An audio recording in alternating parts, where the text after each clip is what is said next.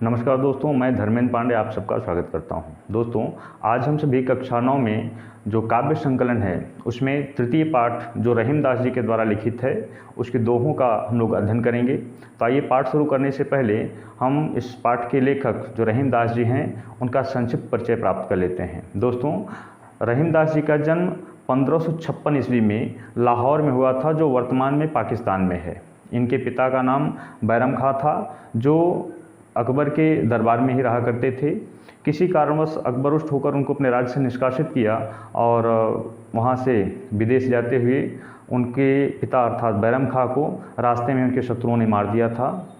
बाद में अकबर द्वारा रहीम को और उनकी माता को अपने राज्य में बुलाया गया और उनकी शिक्षा दीक्षा की व्यवस्था की गई। रहीमदास जी की जो योग्यता थी उसको देख करके अकबर ने अपने राज्य के नवरत्नों में उनको सम्मिलित किया। रहीमदास जी मुस्लिम होते हुए भी एक तरह से वो कृष्ण भक्त थे। कहा जाता है कि रहीमदास के प्रेरणा से ही तुलसीदास जी ने बरवे रामायण की रचना की।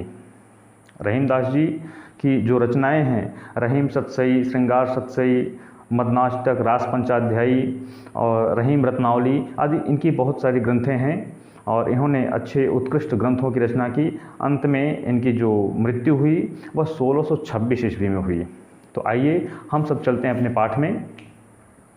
इन्होंने जो रचनाएं की हैं, जो इन्होंने दोहे रचे हैं, दोहे लिखे हैं इन्होंने, वह मूलतः मानव के जो स्वाभाविक प्रवृत्ति है उसको इंगित करती है। इनकी जो लिखने की क्षमता से जो दूरदृष्टि थी बहुत ही उत्कृष्ट थी, बहुत ही अच्छी थी, क्योंकि जो उन्होंने लिखा है आज के दौर में वर्तमान समय में वह परिलक्षित दिखाई देती हैं। पहली दोहा हम क्यों पढ़ते हैं। इन्होंने लिखा है कि जो रहीम उत्तम प्रकृति का कर शकत कुसंग, चंदन विष व्यापत नहीं लिपटे रहत भुजंग। आप सब ने पढ़ा होगा, सब ने सुना भी होगा, कितना विस्तृत, कितना विख्यात ये पंक्ति है, दोहा है। अक्सर लोग उदाहरण देते हैं इसका अर्थ ही होगा कि जो रहीम उत्तम प्रकृति, रहीमदास जी कहते हैं कि जो व्यक्ति उत्तम प्रकृति का, उत्तम प्रकृति अर्थात श्रेष्ठ विचारों वाला होगा, वह भले ही कुसंग में बैठे, कुसंग अर्थात दुष्ट जनों की संगत में रह जाए, यदि वह श्रेष्ठ विचारों वाला है, उत्तम प्रकृति का है, तो उस पर उन दुष्ट जनों के व्यवहार या उनके विचारों का प्रभाव उस पर नहीं पड़ता। ठीक उसी प्रकार जैसे चंदन का वृक्ष है और चंदन के वृक्ष में तमाम सारे ऐसे विषैले विषधर नाग और सर्प आदि लिपटे रहते हैं, किंतु फिर भी चंदन की शीतलता में और उसकी सुगंध में किसी प्रकार का कोई परिवर्तन नहीं आता। क्यों? क्योंकि उस सर्प की जो प्रवृत्ति है उससे कहीं दृढ़ और मजबूत प्रवृत्ति और प्रकृति उस वृक्ष की है। उसी प्रकार से मानव भी यदि दृढ़ प्रतिज्ञ है और उत्तम विचारों वाला है, उत्तम प्रकृति वाला है, तो उस पर भी दुष्ट जन का प्रभाव नहीं पड़ता। अगली पंक्ति में चलते हैं। रहीमदास जी कहते हैं कि रहीमन प्रीत सराहिए मिले हो तरंगदून, ज्यों जर्दी हरदी तजय तजय सफेदी चून। वह एक प्रकार से संबंधों और प्रेम को संबोधित कर रहे हैं। कह रहे हैं कि किसी का प्रेम इतना मजबूत, इतना प्रगाढ़ होना चाहिए कि यदि एक व्यक्ति दूसरे व्यक्ति से जिसे प्रेम करता हो, दोनों मिल जाएं तो एक नए रंग की शुरुआत हो जानी चाहिए। जैसे हल्दी पीले रंग का होता है और चूना जो होता है सफ़ेद रंग का होता है। दोनों मिल जाएं, यदि चूना अपनी सफ़ेदी को छोड़ देता है और हल्दी अपने पीलेपन को छोड़ देता है और एक नए रंग की, लाल रंग की शुरुआत हो जाती है, लाल रंग की प्रस्फुटित हो जाती है। वहाँ लाल रंग एक नया रंग जन्म ले लेता है। उसी प्रकार से मानव भी यदि किसी से प्रेम करे तो अपने अभिमान को, अपने स्वभाव के जो उग्र विचार हैं उन सब को छोड़ देना चाहिए और शीतल भाव से उस प्रेम को स्वीकार करके और उस प्रेम को एक नया रंग देना चाहिए। दूसरे भाग में चलते हैं हम लोग। तीसरी जो पंक्ति है इसमें भी अपनों की ही बात की है रहीमदास जी ने। उन्होंने कहा है, टूटे सुजन मनाइए जो टूटे 100 बार, रहीमन फिर पोइए टूटे मुक्ताहार। हम गले में माला धारण करते हैं और माला की जो मोती होती है बहुत कीमती है। सच्ची मोती अगर हमें पहनना है तो बहुत कीमती है, और गलती से यदि वह माला टूट जाए तो एक एक मोती को उठा करके फिर से धागे में पिरो करके फिर से हम धारण कर लेते हैं। उसी प्रकार से यदि आपका कोई सुजन, सुजन का मतलब स्वजन, स्वजन अर्थात आपका अपना कोई, यदि कोई आपका अपना है और वह नाराज़ हो रहा है, आपसे रुष्ट हो गया है, तो उसको मना लेना चाहिए। एक बार आवश्यकता, एक बार में अगर मान जाए तो एक बार में, और अगर ज़रूरत पड़े तो 100 बार मनाना पड़े तो 100 बार मनाइए उसको। कहते हैं टूटे स्वजन मनाइए। टूटे यदि आपके जो रिश्ते हैं, यदि आपका कोई स्वजन है नाराज़ हो रहा है तो उसको मना लीजिए, उसी प्रकार से जैसे मोती की माला टूट जाए फिर से उसको पिरो के हम धारण कर लेते हैं, उसी प्रकार से अपने उस स्वजन को भी आप मना करके अपने पास रखिए। दूसरी पंक्ति में चलते हैं। इस पंक्ति में रहीमदास जी ने मानव की जो स्वाभाविक प्रवृत्ति है, जो उसकी आदत है, उसको इंगित कर रहे हैं। कहते हैं कि रहीमन असुआ नैन ढर जी दुख प्रकट करे जाह निकारो गेहते कसन भेद कह दे। यदि किसी व्यक्ति को उसके घर से निकाल दिया जाए तो घर से निकलने के बाद अपने घर की जितने भेद होते हैं, अच्छाई हो या बुराई हो, अच्छाई तो फिलहाल नहीं कहता, लेकिन बुराइयां जितने अपने घर की हैं, घर के जितने सदस्य हैं उनके अंदर क्या क्या बुराइयां हैं, क्या उनकी कमजोरियां हैं, वह अपने शत्रुदल को मिलकर के कह देता है। उसी प्रकार से यदि आप किसी के पास जाते हैं और जा कर के आप उसके पास बैठें और नेत्रों से अगर आंसू निकलने लगे तो आपके हृदय में क्या दुख है, क्या दर्द है, क्या पीड़ा है, यह प्रकट हो जाता है। यह पता चल जाता है कि इस व्यक्ति के हृदय में, इसके मन में कोई ना कोई दुख है, कोई पीड़ा है।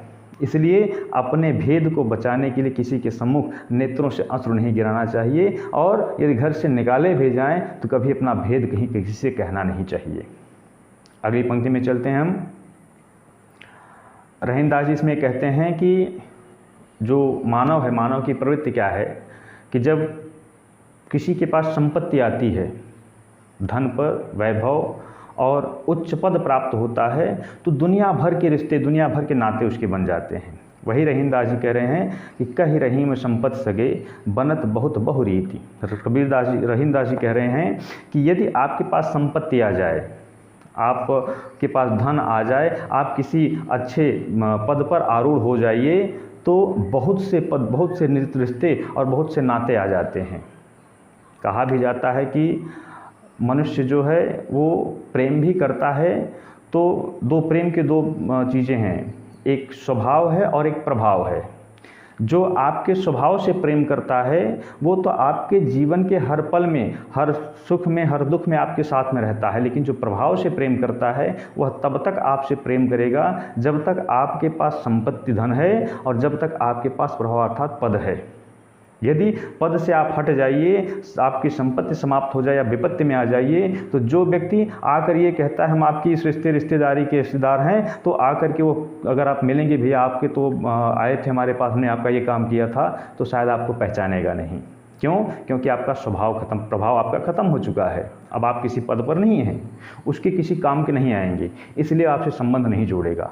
संबंध तभी तक जोड़ेगा जब तक आप प्रभाव में हैं, अर्थात संपत्ति है आपके पास और आप पद पर हैं।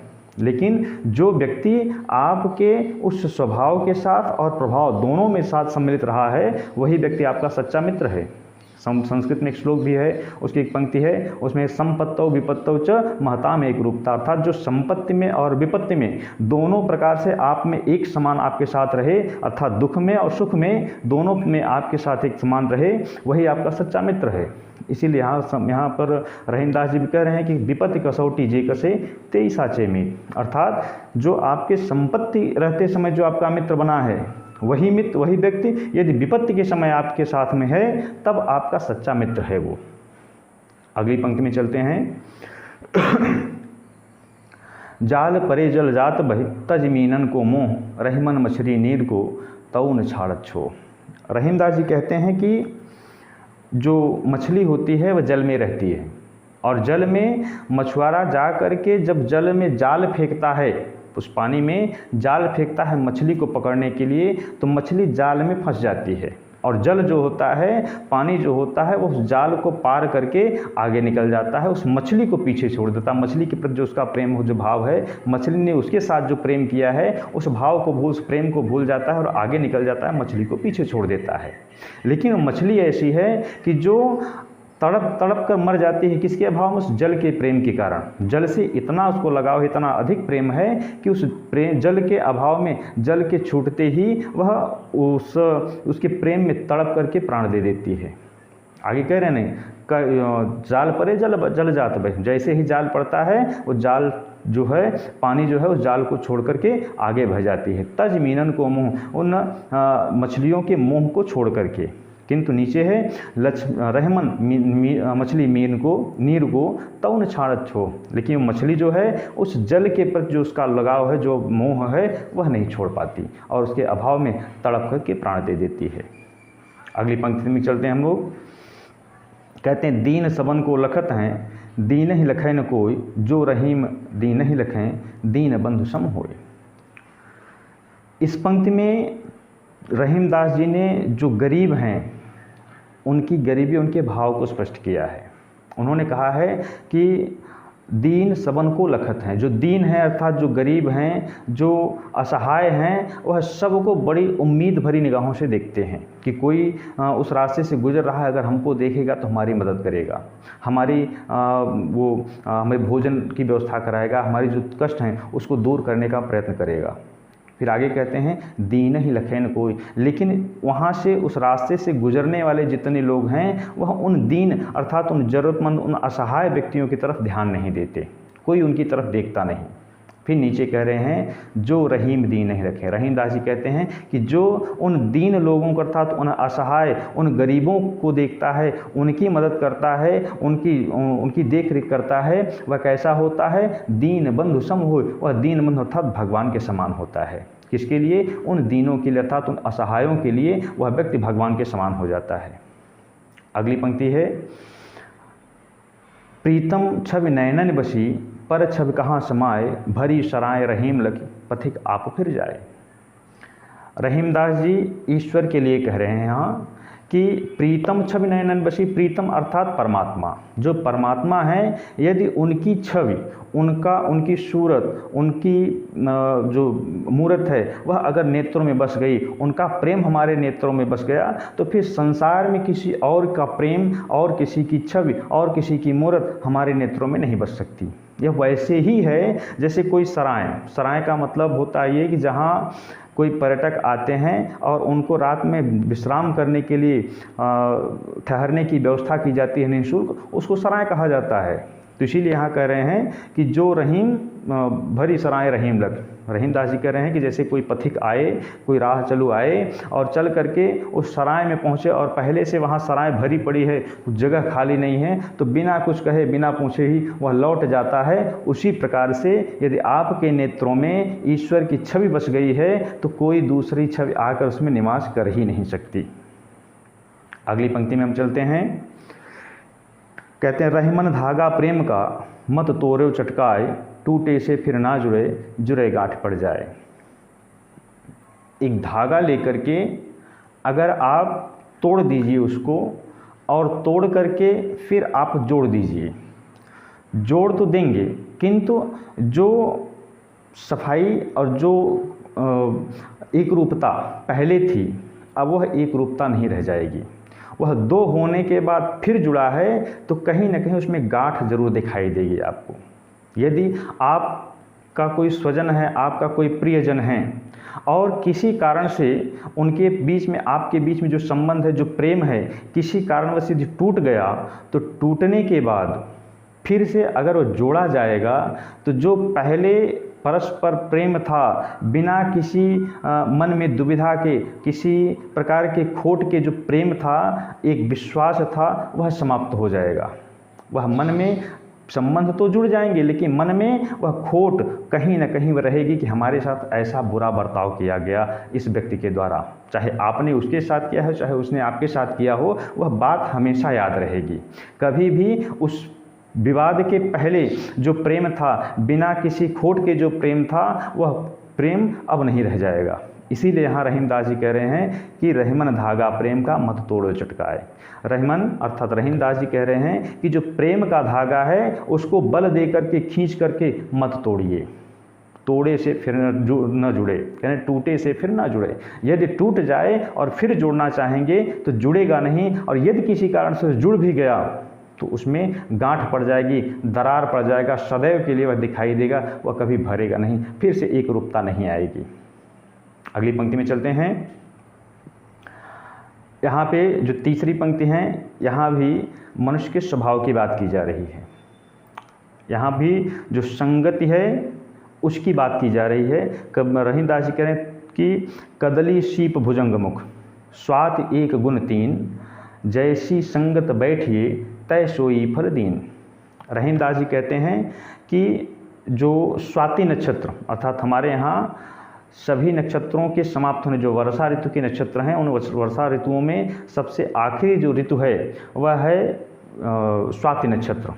और जो स्वाति नक्षत्र की बूंदें हैं जो वर्षा होती हैं उसकी 3 प्रकार के गुण दिखाए गए हैं। गुण कैसे हैं? कहते हैं कदली, कदली का मतलब होता है केला। यदि केले की जड़ में, केले की शाख में उस स्वाति नक्षत्र की बूंदें पड़ जाएं तो कर्पूर का रूप धारण कर लेता है, कर्पूर बन जाता है। और शीप, शीप का अर्थ होता है, एक शीप होता है जिसमें कुछ जीव होते हैं, और यदि उसमें पड़ जाए तो मोती में परिवर्तित हो जाता है, अर्थात मोती बन जाता है। और भुजंग मुख, और यदि वही बूंदें सर्प के मुख में पड़ जाएं तो विष के समान बन जाता है, भयंकर विष बन जाता है। उसी प्रकार से मनुष्य के लिए कहा जा रहा है कि तुम भी जिसके साथ जैसा व्यवहार करो, जैसी संगत करोगे, उसी प्रकार की प्रवृत्ति भी हो जाएगी। यदि अच्छे के साथ बैठोगे तो अच्छा बनोगे, अर्थात मोती के समान बन सकते हो, कपूर के समान बन सकते हो। किंतु यदि बुरे का संगत करोगे, बुरे व्यक्ति की संगत में बैठोगे तो आप भी विष के समान, अर्थात आपकी जो अपनी अच्छाई है, आपकी जो शीलता है वो सब समाप्त हो जाएगी, आप भी बुरे में परिवर्तित हो जाओगे। इसलिए कभी भी संगत करें तो बहुत सोच करके, विचार करके तब किसी के साथ संगत करें। अगली पंक्ति में चलते हैं। यहाँ उदारता की बात है। मनुष्य में उदारता तो रही नहीं, जो कुछ भी है उसको इंगित करते हुए रहीमदास जी कह रहे हैं कि तरवर फल नहीं खात हैं, सरवर पिए न पान। जो रहीम संपत्ति सजय कही रहीम पर काज हित, संपत्ति सजय सुजान। रहीमदास जी कह रहे हैं कि तरवर अर्थात वृक्ष, वृक्ष की डालियों में, शाखाओं में जो फल लगते हैं स्वयं उसका भोग नहीं करता, वो स्वयं उसका उपयोग नहीं करता। सरोवर अर्थात तालाब है, उसमें जो पानी है, जो जल है, वह स्वयं नहीं पीता, वह परोपकार के लिए, अर्थात पेड़ों में जो फल लगते हैं वह भी परोपकार के लिए है। सरोवर में, नदियों में जो पानी है वह भी परोपकार के लिए, अर्थात दूसरों के प्रयोग के लिए होता है। इसीलिए जो नीचे पंक्ति में कह रहे हैं रहीमदास जी कि कहि रहीम पर काज हित, संपत्ति सचहि सुजान। सुजान का मतलब होता है बुद्धिमान जन। जो परोपकारी होते हैं, जो बुद्धिमान जन होते हैं, वह जिस संपत्ति को सजोते हैं, जिस संपत्ति को कमाते हैं, जिस धन को कमाते हैं, वह स्वयं के खर्च के लिए, स्वयं के उपयोग के लिए नहीं, बल्कि दूसरों के कार्य के हित के लिए, अर्थात दूसरों के हित के लिए वह संपत्ति कमाते हैं, संपत्ति इकट्ठी करते हैं और उन्हीं के लिए वह खर्च भी करते हैं। वह अपने लिए उसका उपभोग कभी नहीं करते हैं। अगली पंक्ति में हम चलते हैं। इसमें कबीरदास जी, रहीमदास जी बड़े और छोटे का जो अंतर है, जो उनका मतलब है या जो उनकी उपयोगिता है, उसको बता रहे हैं। रहीमदास जी कह रहे हैं कि रहीमन देख बड़ेन को लघु न दीजिए डारी, जहाँ काम आवे सुई कहाँ करे तलवार। रहीमदास जी कह रहे हैं कि यदि आपकी परिस्थिति बदल जाए, आप बड़े बन जाएं, धन संपत्ति से युक्त हो जाएं, तो जो छोटे हैं, जो निचले तबके के लोग, जो सेवादार हैं, जो आपके कद से नीचे हैं, उनका तिरस्कार मत कीजिए। बड़ों के साथ आपका संबंध बन गया, अच्छी बात है, किंतु जो छोटे हैं, जो गरीब हैं, उनको आप तिरस्कृत मत कीजिए, उनको दुत्कारिए मत, उनको किसी प्रकार से अपमानित मत कीजिए। क्यों? क्योंकि जहाँ सुई का काम है, अगर वस्त्र फट जाता है तो हाँ, तलवार से उसको नहीं सिया जा सकता, उसको सीने के लिए छोटी सुई की आवश्यकता होगी, वही काम करेगी। और जहाँ तलवार का काम है वहाँ छोटा काम नहीं कर सकता, वहाँ तलवार ही काम करेगा। अर्थात जहाँ बड़े की आवश्यकता है वहाँ बड़ा काम करेगा, और जहाँ छोटे की आवश्यकता है, किसी गरीब की आवश्यकता है, वहाँ वह छोटा व्यक्ति, वह गरीब व्यक्ति ही आपका काम करेगा, वही काम आएगा आपको। इसलिए कभी भी आप पद को बदलते हुए, अपनी परिस्थितियाँ बदलने के बाद, बड़ों से आपका संसर्ग होने के बाद, संबंध होने के बाद, जो छोटे हैं, जो असहाय, जो गरीब हैं, उनको तिरस्कृत मत कीजिए, उनका अपमान मत कीजिए, उनको छोड़िए मत, उनको भी साथ में रखिए। ये कहने का तात्पर्य है। अगली पंक्ति में चलते हैं। कहते हैं यो रहीम सुख होत हैं बढ़त देख निज गोत, ज्यों बड़री अखिया ने रख आँखिन को सुख होत। रहीमदास जी कह रहे हैं कि जैसे एक व्यक्ति है वह दर्पण के सम्मुख खड़ा हो जाए और दर्पण के सम्मुख खड़ा होकर के स्वयं को देखे, उसमें उसकी जो बड़ी बड़ी आँखें हैं उसको देखेगा तो बड़ा प्रसन्न होता है कि देखो मेरी कितनी सुंदर, कितनी बड़ी आँखें हैं, कितनी सुंदर आँखें हैं। उसी प्रकार से जब व्यक्ति के परिवार की वृद्धि होती है, उसकी गोत्र अर्थात उसके परिवार में उसके संतान वृद्धि होती है, उसके संपत्ति की वृद्धि होती है, तब वह प्रसन्न होता है कि आज मेरा परिवार जो है वह बढ़ रहा है, मेरे परिवार में संपत्ति जो धन संपत्ति है, जो समृद्धि है वह विस्तृत हो रही है, वह बढ़ रही है और उसको प्रसन्नता की प्राप्ति होती है। अगली पंक्ति में हम चलते हैं। यह आखिरी पंक्ति है इनकी। इसमें कहते हैं कि रहीमन ओछे नरनते तजो बैर अरुप्रीत, काटे चाटे स्वान के दूह भांत विपरीत। इसमें रहीमदास जी कह रहे हैं कि जो ओछा व्यक्ति हो, ओछा किसे कहते हैं? ओछे का अर्थ ये होता है जैसे किसी से आपका संबंध है, आपकी मित्रता है और उस मित्र ने आपकी मदद जैसे की और आपके पास से गया, दूसरे के पास बैठा और फिर से बोल दिया मैंने तो उसकी मदद की, मैं नहीं ना मदद करता तो उसकी मृत्यु हो जाती, ना मदद करता तो खाने के लिए ऐसा हो जाता आदि। जैसा भी आपकी मदद उसने की, जैसी भी मदद की है और मदद करने के बाद तुरंत बाद वो 10 लोगों के बीच में बैठे और उसको तुरंत कहना शुरू कर दें, तो ऐसा व्यक्ति जो होता है वह ओछे नर में आता है, वह ओछा कहा जाता है। इसीलिए यहाँ रहीमदास जी कह रहे हैं कि रहीमन ओछे नरनते तजो बैर और प्रीत। ऐसा ओछा व्यक्ति जो हो उससे बैर भी छोड़ देना चाहिए, उससे शत्रुता भी नहीं करनी चाहिए और प्रीति अर्थात उससे मित्रता भी नहीं करनी चाहिए। यह ठीक उसी प्रकार से नुकसानदायक हैं, वह हानिकारक हैं। जैसे कुत्ता है, यदि कुत्ता चाट ले तब भी आप अपवित्र हो जाओगे, आपके लिए नुकसानदायक है, और यदि कुत्ता काट ले तब भी आपके लिए नुकसानदायक है, आपको क्षति हो जाएगी, आपको पीड़ा होगी और मृत्यु भी हो सकती है। इसलिए ऐसे व्यक्ति से आप दूर रहें। इस प्रकार से हमारी जो ये पंक्तियां हैं जो रहीमदास जी द्वारा लिखित दोहे थी ये समाप्त होते हैं। अब अगली पंक्ति में हम सब अगले अध्याय में फिर से मिलेंगे। यदि इस पाठ में कहीं कोई समस्या हुई हो, आपको किसी अर्थ में समस्या हुई, किसी पंक्ति में समस्या हुई हो, तो आप हमको कमेंट बॉक्स में कमेंट कीजिए, मैं उसका पूर्णतः आपको उसका उत्तर देने का प्रयास करूँगा। फिर से मिलते हैं अगले वीडियो में, तब तक के लिए नमस्कार।